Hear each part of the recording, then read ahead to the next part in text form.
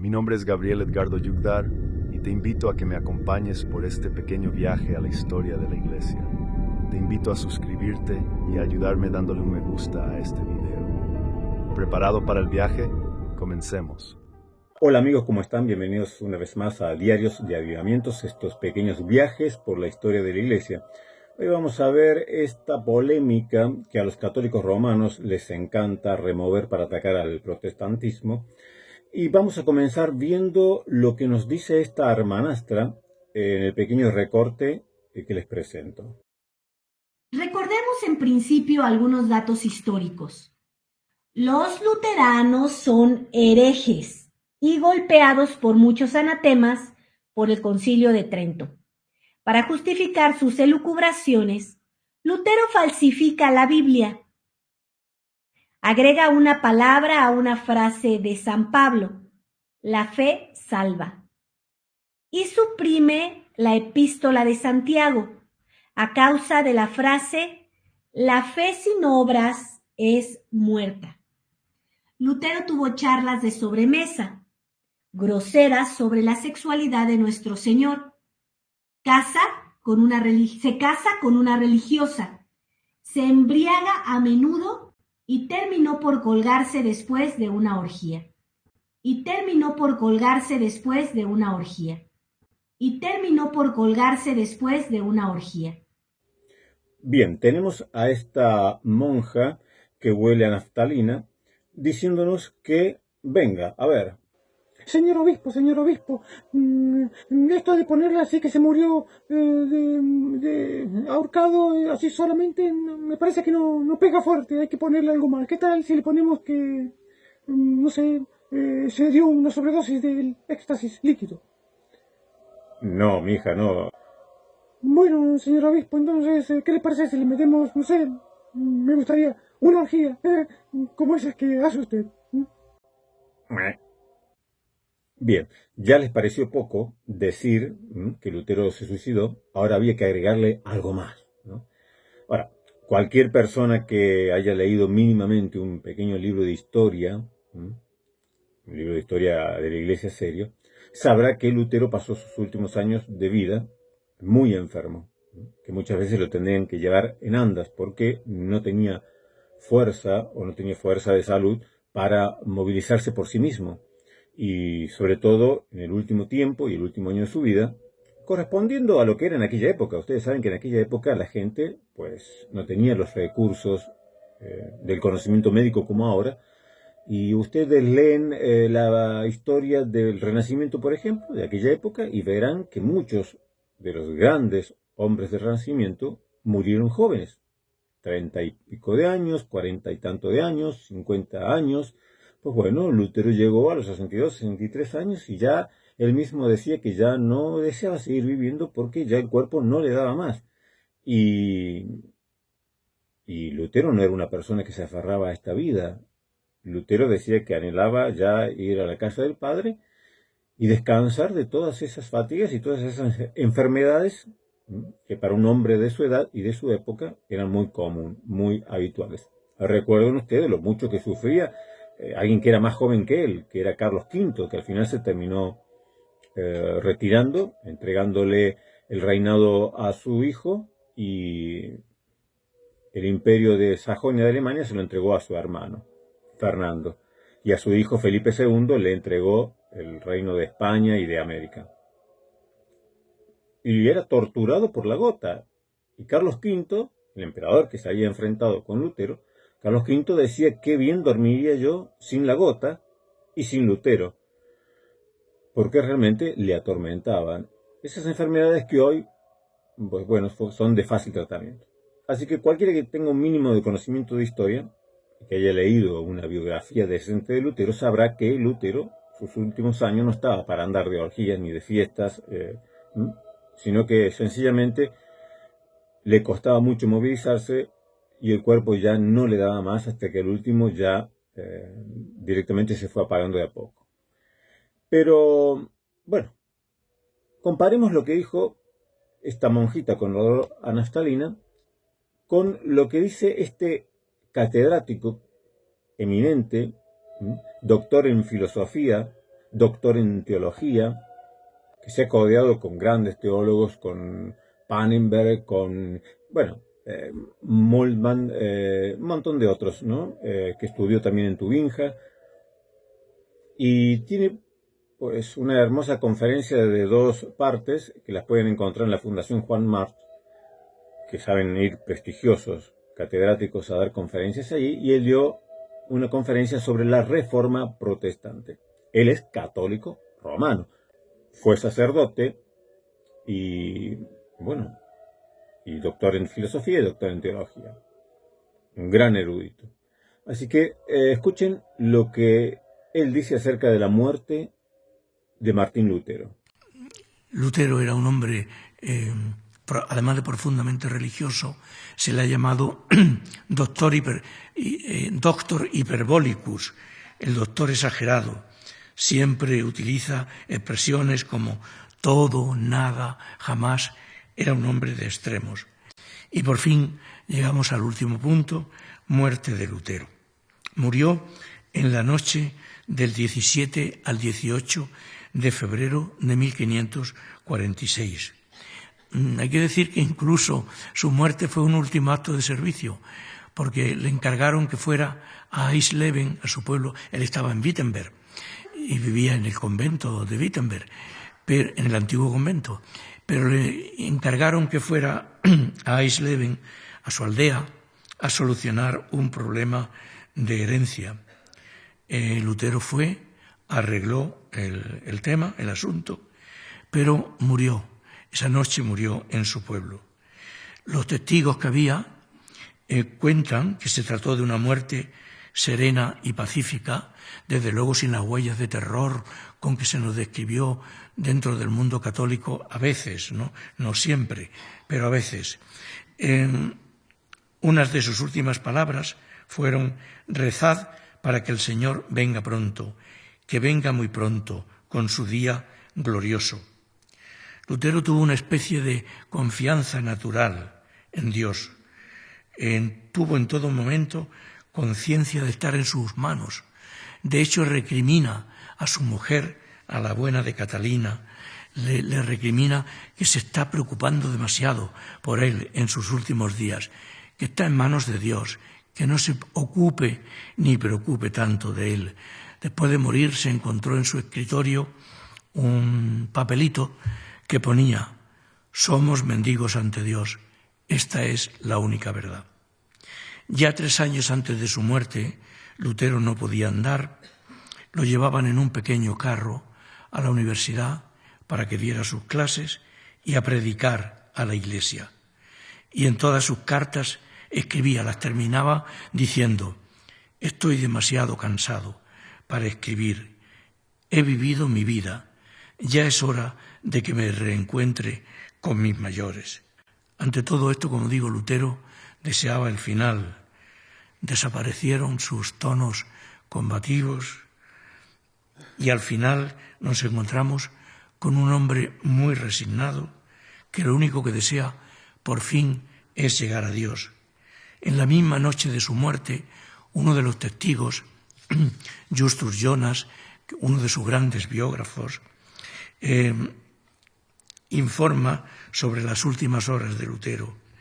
Y este informe, como les decía, desmiente todo lo que el terror que se nos ha transmitido. Sus últimas palabras, dice Justus Jonas, fueron: en tus manos, Señor, encomiendo mi espíritu. Tú me has redimido, Dios de la vida. El sermón fúnebre lo tuvo Melanchthon, el gran Melanchthon, el gran teólogo de la Reforma, el autor de la Confesio Augustana, la mano derecha de Lutero, su admirador hasta el final. Y le dio a su oración fúnebre, le dio este título: se ha ido el carro y el auriga de Israel. Desde Eisleben su cadáver fue trasladado, como no, a Wittenberg. Aquí tienen su tumba, que está justo al pie de la iglesia donde predicaba. Fue trasladado, como digo, a Wittenberg. Se le tributaron unas impresionantes honras fúnebres y reposa ahí donde ustedes ven, en esa iglesia. han podido ustedes comparar lo que ha dicho este catedrático con lo que ha dicho aquella monjita de olor a naftalina, que, bueno, no sé de qué congregación es, supongo que es del convento de Nuestra Señora del Porro. Y, bueno, pero esto no se queda aquí. Vamos a escuchar ahora a la monjita número 2. Claro, no la vamos a poder escuchar porque es del 1883, pero les voy a contar una hermosa historia. Acompáñenme a ver esta triste historia. En 1883, Sor Marijuana de la Fina Micheli pasó casualmente por Eisleben, en Sajonia, ciudad natal de Lutero. Se festejaba ese día el 4º centenario del nacimiento del gran hereje y heresiarca que dividió a Europa y a la Iglesia, causando grandes guerras. Bueno, estoy leyendo esto, lo tomé de una página que se llama fatima.org, es decir, una página católica romana. Como si los papas de entonces no hubiesen causado guerra, ¿no? Julio II, bueno, el papa que es cuando estuvo Lutero, que luego estuvo el Papa León X, bueno, como si aquellos papas, o los que estuvieron antes, como Alejandro VI, nunca hubieran hecho ninguna guerra, ¿no? Pero dice que Lutero, gran causante de guerras, heresiarca, gran hereje. Por casualidad pasaba esta monjita, Sor Marijuana de la Fina Micheli. Con motivo de la celebración del 4º centenario del nacimiento de Lutero, las calles estaban adornadas y de los balcones colgaban banderas.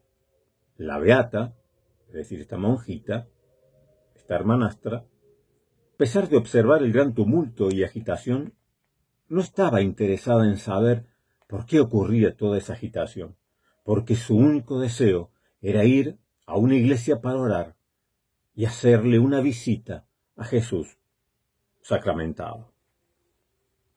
Es un señor que vive en una casita de galletas. Después de caminar por algún tiempo, finalmente encontró una iglesia, pero las puertas estaban cerradas. A pesar de ello, se arrodilló en las gradas para hacer sus oraciones. Pero como era de noche, no se dio cuenta que estaba arrodillada delante de una iglesia protestante y no en una católica. Mientras oraba, se le apareció el ángel de la guarda. Madre superiora, un ángelo. Y dígame, hija mía, ¿vola? Sí, madre superiora, 2 bolas y una trompetola. Bueno, se le apareció el ángel de la guardia y le dijo: levántate, porque esta es una iglesia protestante. Y añadió: yo quiero que veas el lugar donde Martín Lutero está condenado y la pena que paga en castigo de su orgullo. Luego de estas palabras vi un horrible abismo de fuego en el cual eran atormentados una innumerable cantidad de almas. En el fondo de aquella vorágine vio a un hombre, Martín Lutero, presente, que se distinguía entre los demás condenados. Estaba rodeado de demonios que lo constreñían a estar de rodillas, y todos, armados de martillos, le clavaban en la cabeza una gran estaca. Bueno, aquí tenemos a la monjita número 2, también del convento de Nuestra Señora del Porro, que bueno, que casualidad pasaba por Eisleben, por donde había nacido Lutero, y bueno, se estaba festejando allí el 4º centenario. De casualidad dijo, bueno, me voy a orar, y se puso allí encontró una iglesia, dice que se puso, como era de noche, no pudo ver que esa iglesia no era católica romana, era una iglesia protestante, así que tuvo que venir el ángel de la guarda. Bueno, no, tendríamos que poner este. No, ¿qué tanto? Esta fumaba de la buena, así que el ángel que vio tiene que haber sido uno como este. Y el ángel le dice: levántate, guarda el rosario, porque aquí no es una iglesia católica romana, es una iglesia evangélica. Así que ella agarró el rosario y se lo guardó en el bolsillo. Y dice el ángel, pero aquí no acaba la cosa. Te voy a llevar, hija mía, para que veas tú lo que está pasando ahora este desgraciado de Martín Lutero. Te voy a llevar al mismísimo horno del infierno. Y bueno, la llevó allí y le mostró. Y ahí estaba Lutero, rodeado de demonios que con martillos le intentaban clavar una estaca en la cabeza. Pero como se era de dura la cabeza de Lutero, que no podían clavarse una estaca en la cabeza. Al lado de Lutero estaba Drácula y los demonios tratando de clavarle una estaca en el corazón. Pero bueno, a Lutero en la cabeza. Entonces tenemos a los católicos romanos que se inclinan a abrazar lo que dicen estas hermanastras, estas monjitas con olor a naftalina del convento de Nuestra Señora del Porro, de que Martín Lutero, bueno, desgraciado, un hereje, heresiarca, se ahorcó, se suicidó, pero eso sí, antes se pegó una buena fiesta allí, una orgía, claro. El pobre no se podía mover, pero no sé, según estas sí. Pero luego tenemos a catedráticos serios, a historiadores, a filósofos, diciendo lo que dice la historia. Porque esto ha hecho siempre la Iglesia Católica Romana. La Iglesia Católica Romana se ha dedicado siempre no a enseñar a sus fieles su doctrina, sino a presentar al adversario, a presentar a aquel que no piensa como él, siendo un monstruo. Yo les comenté que cuando comencé a asistir a una iglesia evangélica, el sacerdote, que era el director general de mi colegio, la directora era una monja y el director general era un sacerdote, cuando se enteraron de que yo estaba asistiendo a una iglesia evangélica, me llamó el sacerdote para decirme que Lutero era un mujeriego, que Lutero era un borracho, que por eso hizo la reforma protestante, bueno, todas esas cuestiones. Siempre ha sido, no para enseñarme lo que dice la Biblia, no para enseñarme o instruirme en la vida cristiana, sino para hacer del otro un monstruo. Lutero es un monstruo. Siempre han actuado así la Iglesia Católica Romana, hasta que en el Concilio Vaticano II cambiaron esta forma de hacer historiografía. Por eso ustedes pueden encontrar, a mí me gusta, por ejemplo, este es Historia de la Iglesia Católica, es un libro de la BAC, me gusta coleccionar libros antiguos, porque la historia en realidad no pasa de moda, es decir, este de García Villoslada, por ejemplo, un excelente catedrático que también fue sacerdote y catedrático y especialista en la Reforma Protestante. Y él hizo, además de estos libros, hizo también una biografía de Lutero, excelente biografía en 2 tomos, que se llama Lutero, un fraile hambriento de Dios, que les recomiendo que la lean, es muy, muy buena. Claro, él no está de acuerdo con Lutero, es un sacerdote católico romano, pero él dice que Lutero era un genio, una de las mentes brillantes del Renacimiento. O sea, no tiene ningún reparo en decirlo, que Lutero era un genio. Y cuando ustedes leen la última parte, cuando él, este gran historiador, catedrático también, que ya falleció, Villoslada, García Villoslada, él dice que Lutero, bueno, Lutero en su enfermedad, y bueno, va narrando y cómo murió, dio sus últimos sermones, hasta que ya no pudo más, y ya estando en cama, rodeado de sus amigos, rodeado del médico también de la corte, porque el príncipe le había enviado a su propio médico para que lo atendiese. Y bueno, y murió. Y ya está. Murió de enfermedad, ¿no? Lo pueden leer ustedes en Un fraile hambriento de Dios. O también tienen ustedes al libro que siempre también les recomiendo, que son 4 tomos, que es de la historia de la Iglesia de Lutero a nuestros días, de Giacomo Martina. Giacomo Martina es un historiador católico romano. Y él dice que, por ejemplo, a principios del siglo XX, 2 historiadores, uno jesuita y uno dominico, Grisart y el dominico de Nifle, habían hecho sendas biografías de Lutero. Uno lo presentaba a Lutero como un perverso moral, y el otro lo presentaba a Lutero como un perverso o maníaco espiritual, psicológico. Y Giacomo Martina, que cuando habla de la Reforma Protestante no la llama Reforma Protestante ni la llama Revolución Protestante, dice la Revuelta Protestante, porque es católico romano. Sin embargo, Giacomo Martina dice que esa visión, que eso que escribió de Nifle y Grisart, estos sacerdotes a principios del siglo XX, eso fue superado. Que ya los historiadores modernos han convenido, están de acuerdo en que la imagen de Lutero no tiene nada que ver con la que ellos presentaban. Que en Lutero existía una verdadera espiritualidad que no era un perverso espiritual o deficiente espiritual o un maníaco o un trastornado psicológico, sino que verdaderamente era un genio, tenía su genialidad, era una de las mentes brillantes del Renacimiento, un genio. Como también lo dice el conferencista Manuel Fraijó, católico romano él también. Y sin embargo dice que Lutero es una de las mentes brillantes del Renacimiento, un genio. Y cuando hablan de la muerte de Lutero, todos coinciden. Ningún historiador serio va a decir que Lutero se suicidó. Ninguno. Todos afirman que murió de enfermedad. De muerte, digamos, natural, pero a causa de la enfermedad que ya le quejaba durante los últimos años de su vida. Ahora, claro, le puedes creer a todos estos catedráticos que te estoy presentando, que no son protestantes. Fraijó es católico romano. Giacomo Martina, católico romano.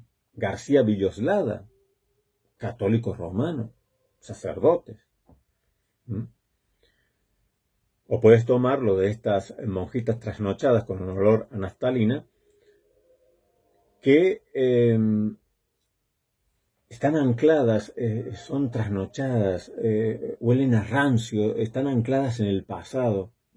El mismo Javier Olivera Rabasi, siendo él doctor en historia o licenciado en historia, no recuerdo, él mismo en su página web tiene allí recomendándole enfáticamente a sus súbditos, a sus seguidores, que descarguen el libro de Nifle. De Nifle es este fraile dominico que escribió una biografía, que escribió acerca de Lutero, denostándolo, bueno, poniéndolo como el peor, como el más corrupto, el más trastornado, y que los mismos autores católicos romanos, historiadores, doctores en historia católicos romanos dicen, no, eso ya está superado, esos libros ya ni se leen, o sea, porque se ha demostrado que no tiene nada que ver, que no es así la historia como ellos lo pintaron, porque ellos están acostumbrados a lo que hacía la iglesia por muchos siglos. Mentir acerca del otro, convertirlo en un monstruo. No se preocupaban por enseñar la doctrina. Era suficiente como para decir, no, si sigues las enseñanzas de Lutero te vuelves loco, si lees la Biblia te vas a volver un trastornado, si te vas con los evangélicos vas a terminar siendo un hereje, heresiarca, apóstata, como ellos. Y así le meten miedo a la gente en vez de incentivarlos para que aprendan, para que tengan cultura. Pues bueno, yo les presento estos catedráticos eruditos que tienen cultura, que son como una biblioteca andante, y todos coinciden en que Lutero murió por enfermedad. Y que murió siendo consistente con sus doctrinas, que no se arrepintió, que no mostró en su vida algo contrario, sino que él tenía fe en Jesucristo, confiando en la sola fide, confiando en la misericordia del Señor Jesucristo que le salvaría. Y así se durmió. Por más que a estos trasnochados, a estos rancios, a estas monjitas del convento de Nuestra Señora del Porro no les guste y les parece ya poco mentir diciendo descaradamente que se ahorcó Lutero, sino que hay que agregarle que también se murió después de una orgía. Entonces, o tienes a Rabasi en su libro Luterándonos y sigue insistiendo y repitiendo las falacias y mentiras. Yo siempre les digo, los libros de historia no pasan de moda, pero los historiadores coinciden en que estos dos libros que les dije, de Nifle, esto que tanto alaba Rabasi y que pone allí, que se volvió loco buscándolo, que lo buscó por todos lados hasta que un sacerdote le hizo el favor de pasarlo a PDF, pero él se volvió loco buscando ese libro. Un libro que ya ningún historiador lee ni recomienda. Sin embargo, estos libros yo los compro, ¿no? Como por ejemplo de la BAC, de Historia de la Iglesia Católica, de Villoslada. Este es el tomo 2, son 3 tomos. ¿Por qué los compro? Porque la historia, en estos historiadores nunca pasan de moda. Han sido historiadores muy centrados. Y me encanta coleccionar estos libros, que tienen muchísima, muy buena información acerca de la historia de la Iglesia y muy centrada. Pero bueno, yo quería presentarles entonces estas dos visiones. Tenemos la de los mentirosos trasnochados, que siguen insistiendo, que no les conviene, no les gusta, no quieren enseñarle a su pueblo, prefieren tenerlos ignorantes para poder manipularlos. Y claro, para manipular también hay que mentir, y así mienten en cuanto a que Lutero, perverso, heresiarca, ya no aguantó el peso de su apostasía y se terminó suicidando. Eso sí, se pegó una fiestita antes con unas chicas allí lindas en Eisleben, en Alemania.